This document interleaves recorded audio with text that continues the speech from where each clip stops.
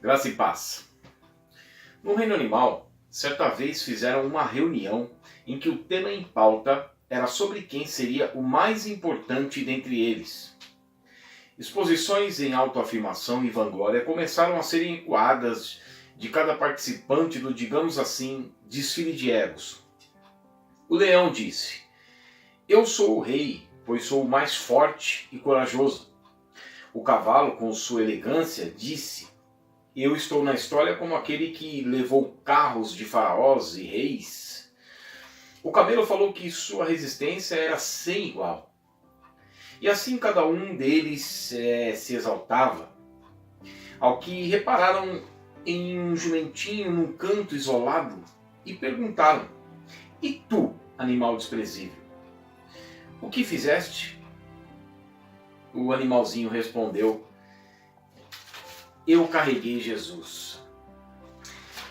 Quando nós olhamos para Zacarias, capítulo 9, quando vai falando sobre como viria o rei, ele viria montado num jumentinho, numa cria de uma jumenta, de uma forma humilde. Foi quando o Senhor entra ali em Mateus 21, que ele entra na cidade de Jerusalém, onde uma semana após ele seria crucificado em favor dos pecados de toda a humanidade. Porém, só tem validade na vida dos que creem. Mas o que eu quero chamar a atenção aqui é: aonde está a alegria em nós, hoje, como cristãos, principalmente no que a Bíblia chama como os derradeiros dias? Aonde está a nossa alegria por conduzir o nome cristão? Porque o relato lá de 2 Crônicas, capítulo 7, no verso 14, mostra exatamente isso. "Se o meu povo, que se chama pelo meu nome, se humilhar e orar, e buscar a minha face, e se converter dos seus maus caminhos, eu ouvirei dos céus e sararei a sua terra." Se o meu povo, que se chama pelo meu nome. Aonde está a nossa alegria? Aonde está a nossa satisfação, como a dessa ilustração do jumentinho que carregou Jesus? Aonde está a nossa satisfação, como o apóstolo Paulo, quando no relato lá de 2 Coríntios 12, quando ele fala sobre ele mesmo, que foi levado até o terceiro céu, até a habitação de Deus, e viu coisas que não foi permitido ao ser humano ver, e foi-lhe dado um espinho na carne, e ele ora por 3 vezes para que aquele espinho na carne, o mensageiro de Satanás que o esbofeteava, nós não sabemos, nenhum teólogo sabe ainda o que é esse espinho na carne. Mas quando a resposta divina veio para o apóstolo Paulo e disse: "A minha graça te basta." Aonde está a nossa alegria? Aonde está a nossa convicção da palavra de Deus, da veracidade da palavra de Deus? Um texto que eu acho muito lindo, que está aqui em Êxodo capítulo 33, a partir do verso 7, quando Moisés ele se dirigia à tenda da congregação para receber as palavras do Senhor. Olha como era.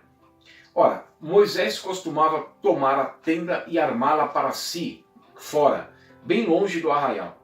Ele chamava a tenda da congregação. O termo congregação no Antigo Testamento, ele significa festas fixas. Veja que Deus ele reúne o seu povo à sua volta, e esse momento deve ser solene, deve ser uma festa fixa. Devemos ter comprometimento, devemos ter uma disposição para estar na presença de Deus. Assim como os judeus faziam nas 3 festas anuais, que eles paravam tudo para buscar a Deus. E Deus guardava a sua retaguarda 3 vezes ao ano para cumprir então as 7 festas do Senhor para a nação de Israel, para o seu povo. Tenda da congregação. Todo aquele que buscava o Senhor saía à tenda da congregação que estava fora do arraial. Quando Moisés saía para a tenda fora, todo o povo se erguia, cada um em pé à porta da sua tenda, e olhavam pelas costas, até entrar ele na tenda. Uma vez dentro Moisés da tenda, descia a coluna de nuvem e punha-se à porta da tenda, e o Senhor falava com Moisés. Maravilhoso! E aqui a minha pergunta para mim mesmo é, porque Richard Baxter, um pregador puritano, ele dizia: que quando nós pregamos, muitas vezes nós podemos estar pregando a nossa própria condenação, porque muitas vezes nós não estamos vivendo isso. E em Romanos 2 fala: por que tu julgas se tu mesmo fazes o mesmo? Se tu fazes o mesmo? Então devemos ter temor com relação quando nós pronunciamos a palavra. Mas a pergunta que eu faço para mim mesmo e para você, irmão e irmã, que muitas vezes os anos foram passando e nós fomos nos esquecendo dessa reverência e desse temor. E a pergunta que é: aonde está esta reverência? Aonde está a alegria por pertencer a Deus e ao seu povo? Veja que Davi falava no Salmo 27. Por que Davi era um homem segundo o coração de Deus? Porque Davi dizia assim: Senhor, se eu correr o risco de perder o teu Espírito Santo, de perder a tua presença, pode levar de mim o reino, pode levar a coroa, nada mais me importa. Eu não posso perder a sua presença, eu não posso perder o teu Espírito dentro de mim. E isso caracteriza Davi como um homem segundo o coração de Deus, porque são para esses que Deus olha. Como está lá em Isaías 66, 1, 2.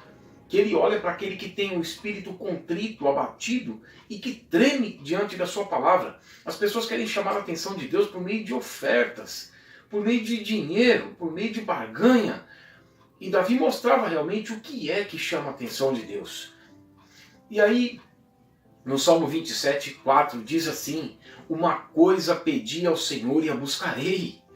Veja que quando o Senhor fala com Marta e Maria, quando ele fala com Marta se referindo a Maria, que Maria havia escolhido a melhor parte, a única coisa que interessava. Foi Jesus quem disse. Isso está lá em Lucas capítulo 10, verso 41 a 42, 40 a 42. Maria escolheu a melhor parte, a única que importa, e ninguém poderá tirar dela. E Davi disse isso: uma coisa pedi ao Senhor e a buscarei, que eu possa morar na casa do Senhor todos os dias da minha vida, para contemplar a formosura do Senhor e meditar no seu templo. No Salmo 119, versículo 9 e 11, o salmista diz: escondi a minha palavra escondi a tua palavra no meu coração, para não pecar contra ti. Aonde estão as nossas madrugadas de oração? Aonde estão os nossos cultos vespertinos? Aonde estão os nossos estudos bíblicos, os nossos cânticos? Aonde estão as nossas reuniões cristãs sérias? Aonde está o nosso desejo de nos arrumar? Como a palavra diz: alegrei-me quando me disseram: vamos à casa do Senhor, vamos a uma reunião cristã. Aonde está aquela alegria daquele homem que encontrou um tesouro escondido no campo? E a alegria dele de ter encontrado aquele tesouro foi tão grande que ele foi e vendeu tudo o que possuía e comprou aquele campo por causa da alegria de haver encontrado aquele tesouro. Tem um louvor que fala: achei Jesus, ó gozo incomparável. Olha a alegria. Aonde está isso?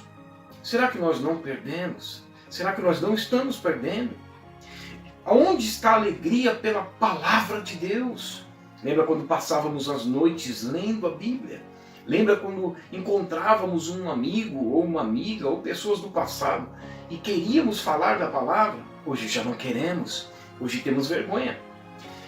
Em João 5,39, Jesus diz assim: examinai, pois, as Escrituras, porque vocês julgam ter nelas a vida eterna, e são elas que testificam de mim.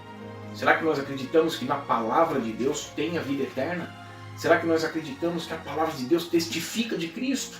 Será que nós não estamos apenas olhando de uma forma superficial, onde Jesus disse: examinai, gaste o seu tempo com a minha palavra, porque ela é saúde para os ossos e te traz vida eterna.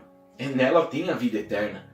E 2 Pedro capítulo 1, verso 19, o apóstolo diz que é como uma candeia que brilha em lugar tenebroso. Quantas pessoas estão na escuridão, quantas pessoas estão sem enxergar, quantas pessoas estão sem direção, totalmente perdidas. E a palavra diz no Salmo 119, 105, lâmpada para os meus pés é a tua palavra e luz para os meus caminhos. A exposição da tua palavra, ela dá entendimento, dá luz e entendimento, esclarece as pessoas que são simples e se aproximam do Senhor. Jesus disse: Cuide para que o vosso coração não fique sobrecarregado da orgia, das preocupações deste mundo. Pessoas não estão frutificando, a palavra não tem profundidade, como diz lá em Mateus capítulo 13, verso 22, verso 19 a 23. Cuide para que o vosso coração não se sobrecarregue. Mas será que nós estamos nos afastando por causa de 1 Coríntios 15, 33? As más conversações corrompem os bons costumes. Será que nós estamos deixando de dar ouvidos para a palavra, como Judas fez, que foi dar ouvidos aos fariseus, aos principais sacerdotes, escribas, e deixou de ouvir a própria palavra personificada, deixou de ouvir o Senhor, confiou na força do seu braço, confiou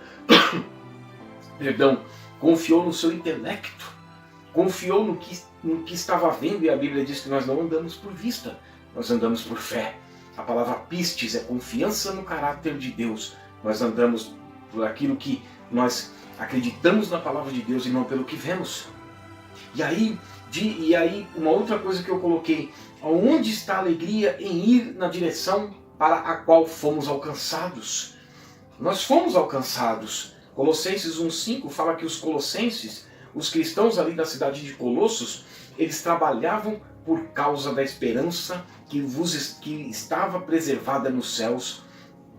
Colossenses 2,6 fala que assim como nós recebemos a Cristo Jesus o Senhor, assim nós devemos andar nele. Ou seja, confirmados, edificados, plantados no jardim de Deus, porque a igreja também é considerada para dar frutos.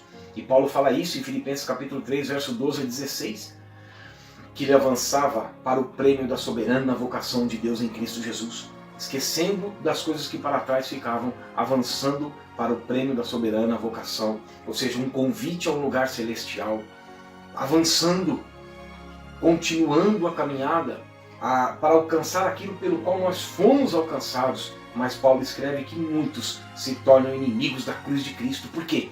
Porque abandonam o bom combate. Veja que Paulo fala: combati o bom combate, terminei a carreira. Nós temos que terminar a carreira. A Bíblia diz lá em Filipenses 1,6 que ele é poderoso para começar e é poderoso para terminar a obra em nossas vidas. Basta apenas continuarmos na caminhada. Mas a palavra lá em Apocalipse capítulo 2, verso 4 e 5 diz: tenho contra ti uma coisa, que você abandonou o primeiro amor.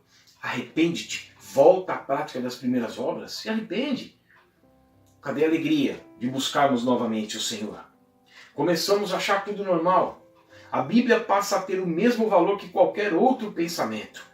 Lugar costumeiro de oração. Eu acho muito interessante essa passagem. Quando Judas, quando vai prender o Senhor, quando Satanás já entra no coração de Judas, porque ele abandonou os caminhos do Senhor, porque abandonou de ouvir. A Bíblia diz em Romanos 10, 17, que a fé vem pelo ouvir e ouvir a palavra de Deus. Judas abandonou de ouvir a palavra de Deus, verdadeiramente. E ele leva aqueles que iriam prender o Senhor no lugar costumeiro de oração.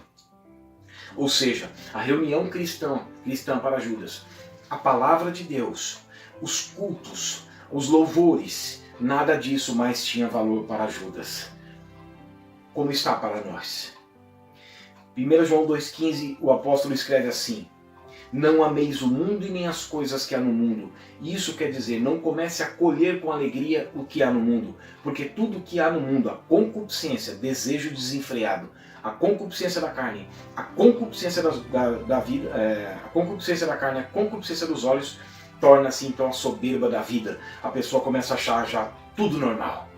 Nada mais tem problema. A Bíblia já não tem mais razão para muitas pessoas. E já não é a Bíblia quem determina o que está certo ou errado. Ezequiel 22, 26. Não fazem diferença entre o santo e o profano, onde a única coisa que nos conduz à vida eterna. Jesus diz em João 8,32, e conhecereis a verdade vos libertará. Em João capítulo 8 mesmo, o Senhor Jesus apenas identifica uma coisa que mostra quem são verdadeiramente os seus discípulos. Mateteu, do grego, que é aprendiz, aquele que está verdadeiramente sendo iluminado pela palavra, tornando-se sábio para a salvação, cumprindo o chamado para a igreja, que é servir como uma nação sacerdotal para o Senhor, porque muitos que não estão nessa condição, eles não vão frutificar, ficam infrutuosos, inativos.